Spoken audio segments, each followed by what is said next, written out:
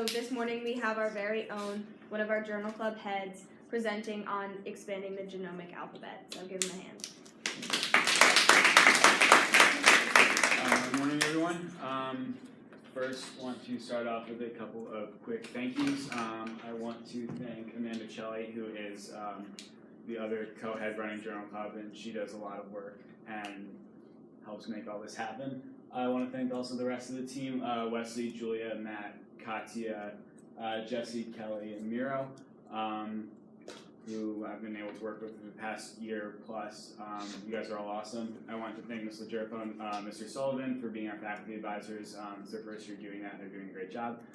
I want to thank Mr. D, who is a lot of the reason why I'm standing up here right now. I want to also thank my family for all their love and support. And I said this at my last presentation last year, but I also want to thank all of you guys who come every week and are really what makes Journal Club possible, because I think it's pretty cool. So with that, I'm going to be starting out my presentation a little bit differently than other people. I'm sure you weren't expecting this at 7:30 in the morning, but it's time for a pop quiz. So let's see what you remember from Bio 1. So I'm going to ask a couple pretty basic questions. I think you guys will be able to handle them. First question, what is DNA? Let's take a stab at that. Just basically, what is DNA? Nobody knows. Every hand you all should know. Come on, guys. Basic genetic information of living organisms. Yeah, so that's a good answer. So now, what is DNA actually made up of? Yeah. So yeah, and what are they? What are the names for them? Yeah, A, T, C, and G, right? So how do the A, T, C, and G, how do those correlate to protein production? Shell. Each like 3 nucleotide sequence corresponds to an amino acid, and those build up to make proteins. Exactly. So good job, guys. So now this this question is a little bit different, but anyone have any ideas what might happen if we had additional base pairs in addition to A, T, C, and G? If we had 2 more, what might happen?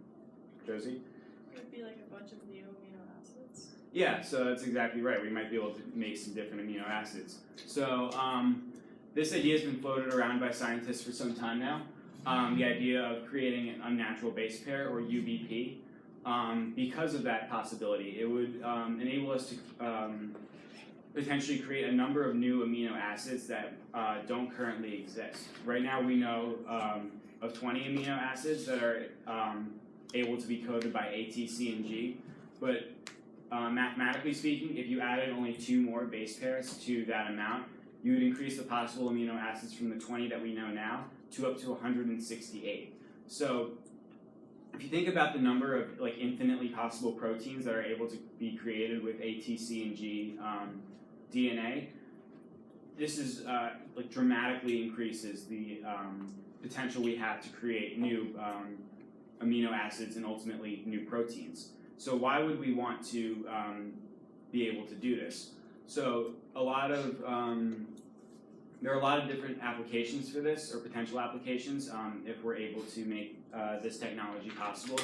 One avenue would be through something like drug design. If there's a problem in certain diseases that we don't really know how to solve using conventional proteins or medicine, we might be able to design protein using these unnatural amino acids that would be more targeted to help fix the problem. If you were at Miro's presentation a couple months ago, he talked about how a lot of different bacterial strains are becoming more resistant to antibiotics faster than we can come up with new antibiotics to treat them. This technology could potentially enable us to make antibiotics that would be able to treat those resistant bacteria.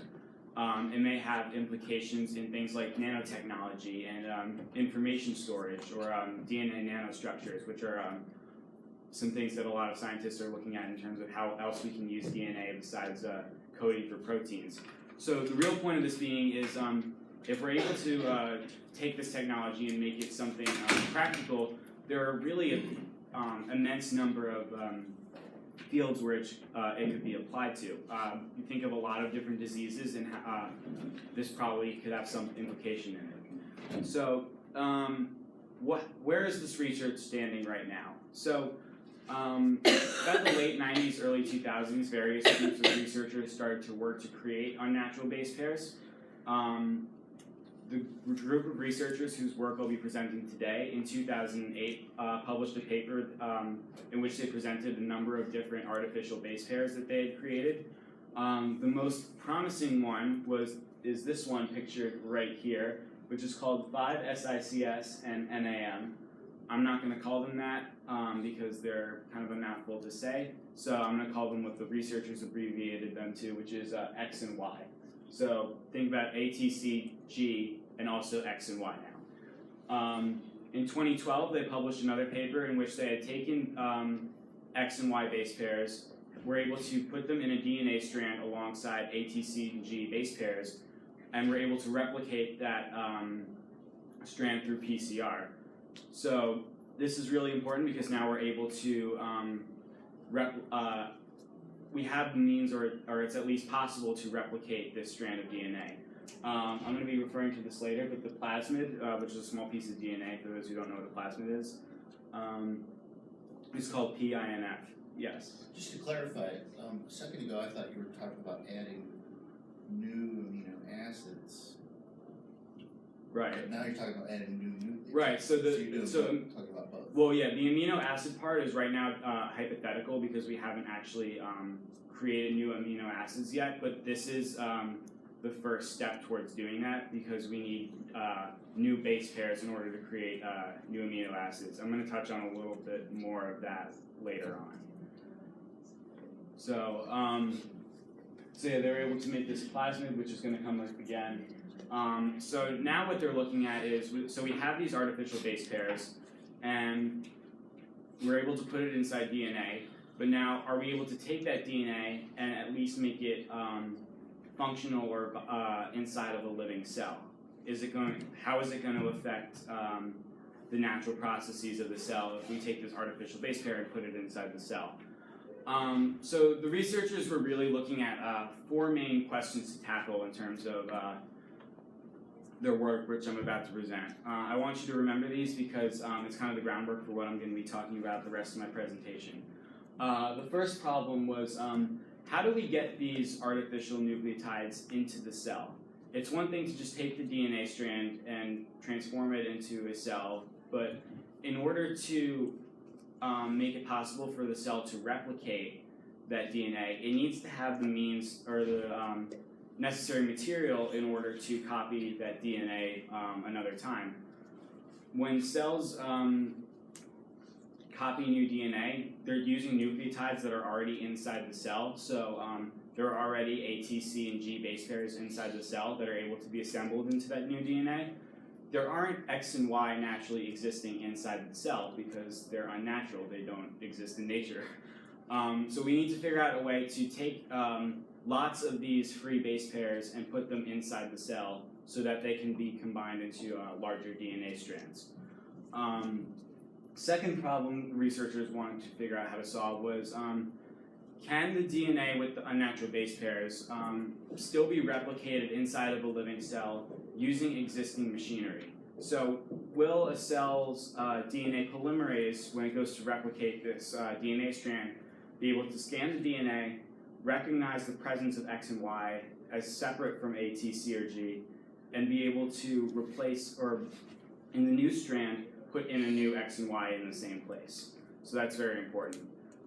Third thing, which is closely related to that, is are the cells going to be able to retain this base pair over multiple generations? As the cells grow and divide, are they still going to be able to copy the X and Y into new generations of cells many more times? And the last thing was a little bit different, but the researchers need to figure out a way to control the presence of the unnatural base pairs. We need to do this so we don't have a situation like we have in this little comic right here, where create something and don't really know what it is, and don't know how to remove that DNA just as a sort of a fail-safe.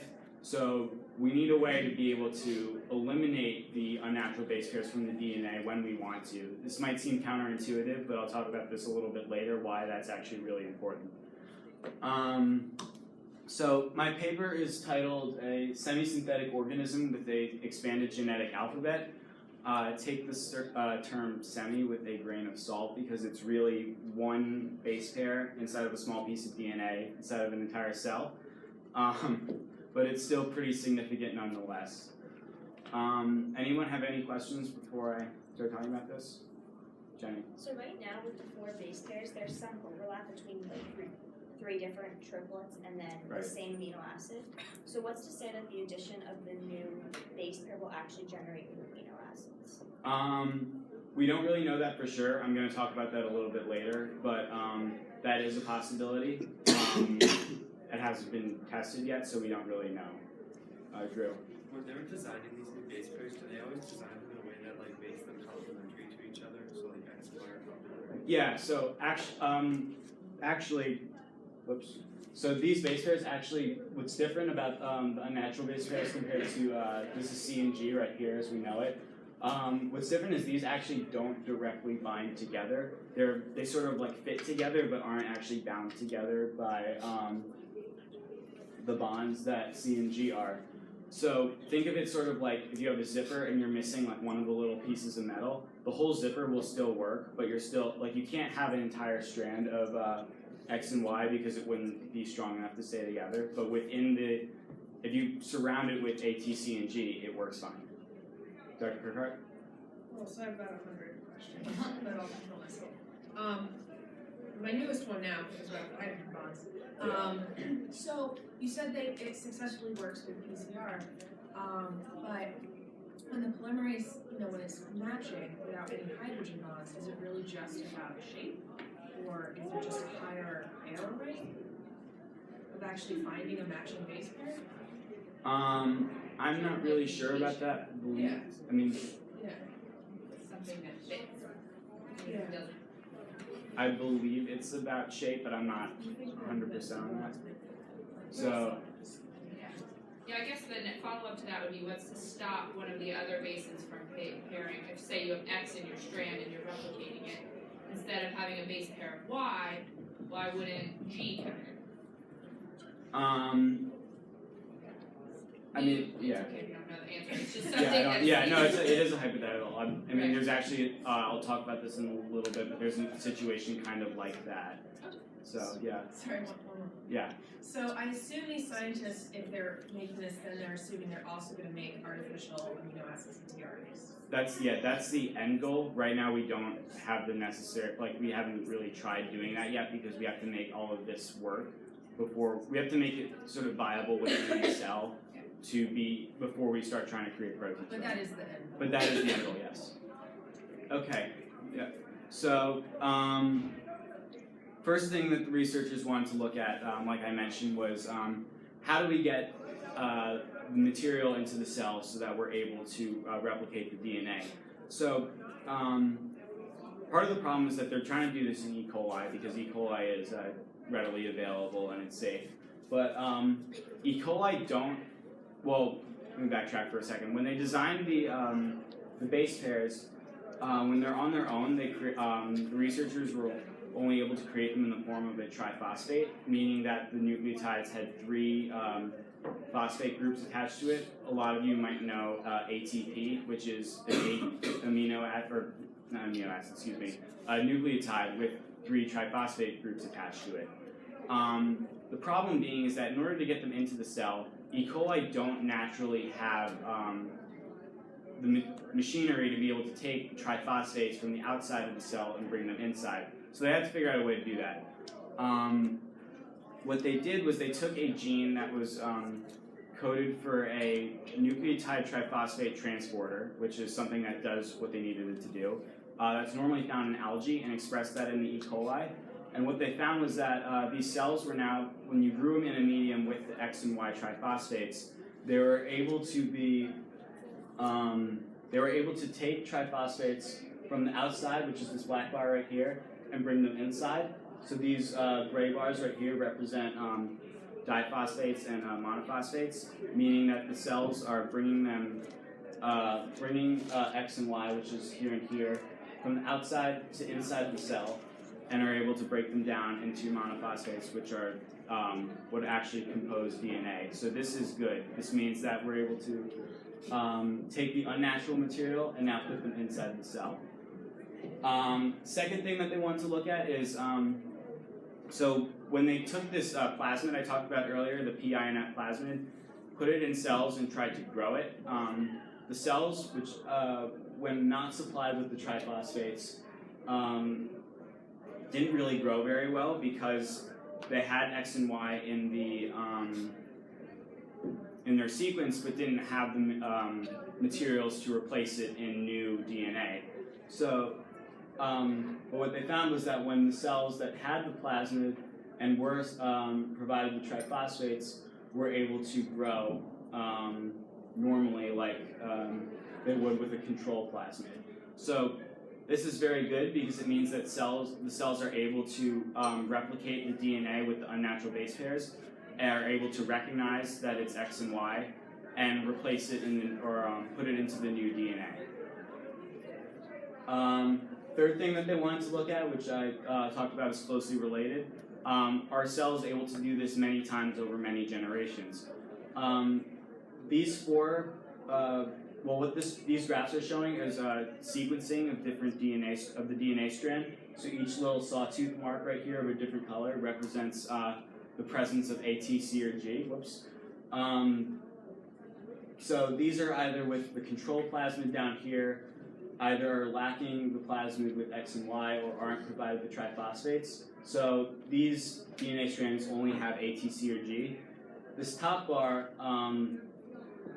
is provided with the triphosphates and has the X and Y plasmid. And what they found was that multiple generations of cells later, at this point right here in the sequencing analysis, the graph kind of cuts off, which may seem like, okay, something went wrong, but that's actually good because that means that X and Y are actually present in the sequence. Because the sequencing program isn't really able to recognize X and Y because they don't exist or haven't existed before, it kind of doesn't really know what to do, which is why it just kind of blanks out right here. So this is actually good because it means that X and Y are present. And then the last thing is, are we able to replace the unnatural base pairs from the sequence when we want to? So this is important because we need to come up with a way to sort of safeguard ourselves and be able to remove the unnatural DNA from the cells when we want to, so we don't just create unnatural DNA and have it out there. What they figured out was that when you stop providing the cells with the triphosphates, so these are the green and red here, they slowly took the triphosphates away from the medium and started growing the cells without them. And what they found was that over time, the number of cells that were able to retain X and Y in their DNA in the plasmid dropped. So over time, once they started to run out of X and Y nucleotides inside the cell, they would gradually start to replace it. By the 75th hour, it was about 40%, a little bit more, and by the 126th hour, it was below 20%. It was also interesting, they're not really sure why, but it always was replaced by A and T.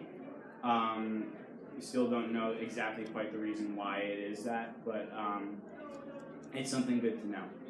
So now that we've solved all these problems, as in science, with every question you answer, some new ones come up. Yes? I have a question, just going back a little bit. So when they were doing replication with X and Y, and they had the transporters putting in the artificial base pairs, what was the concentrations like? Because I imagine if you overload the cell with X and Y, you're going to have a higher likelihood of getting them to base pairs. I don't know exactly what it was, but I'm pretty sure it was relatively high. So it was higher than an endogenous or the normal level of nucleotides in the cell? I would imagine so, yeah. So now this brings up a couple of new questions that we have to answer. The first one being, all right, now that we're able to have these unnatural base pairs viable and be able to replicate it inside of a cell, what happens when we actually translate and transcribe them into proteins? Because this is really the end goal of what we want to do. So are we able to translate and transcribe them, and if so, what happens? Are we going to get new amino acids that we don't know exist yet? Like Jenny said, are we just going to get the same amino acids coded by this new DNA? Or might we be able to figure out a way which we could design artificial amino acids and somehow program the DNA to code for those? We don't really know, so these are a lot of the big questions going forward. We also would need to figure out how these potential artificial amino acids would function alongside current ones and inside of proteins as a whole, and how those would interact. Also, another question worth considering is, are we able to keep these unnatural base pairs existent outside of the cell in a petri dish? Because all these experiments that I just showed you were done in specific medium that had the triphosphates available. So it might be worth considering to try to figure out a way to do that otherwise. Last thing I want to touch on, because we're running close on time, are some ethical concerns with this research.